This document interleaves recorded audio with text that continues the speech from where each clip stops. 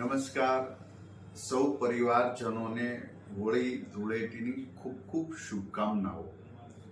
જીવનની અંદર નવા રંગો પૂરીને આવા તહેવારો ઉજવાતા હોય ત્યારે આપણે આ તહેવારોની અંદર આપણી વૈદિક પ્રણાલિકા જે પરંપરા છે એને આવો સૌ સાથે મળીને જીવંત રાખીએ।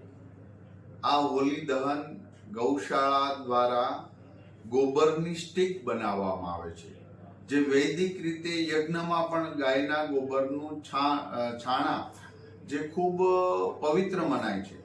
ત્યારે સૌ પરિવારજનોને વિનંતી કરું છું કે ગૌશાળા હોય કે આજુબાજુમાં ક્યાંય ગાયના ગોબરની સ્ટીક દ્વારા હોલિકા દહન થાય તો પર્યાવરણથી લઈને આપણી પરંપરા, આપણી પવિત્રતા અને તહેવારનું મૂળ આપણે સાચવી રાખીશું। આ એક સંસ્કૃતિ છે અને દરેક સંસ્કૃતિમાં આવી બધી મહત્વતા ખૂબ જરૂરી હોય છે અને એને રાખી।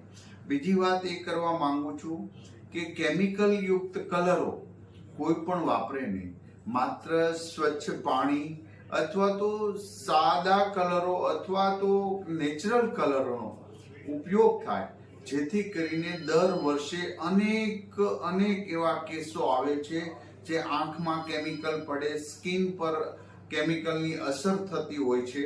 તો આવા તહેવારો આપણે વૈદિક પરંપરાથી ઉજવીએ, જેથી કરીને આપણે આપણી સંસ્કૃતિનું પણ જતન કરી શકીએ, આપણા શરીરનું પણ જતન કરી શકીએ।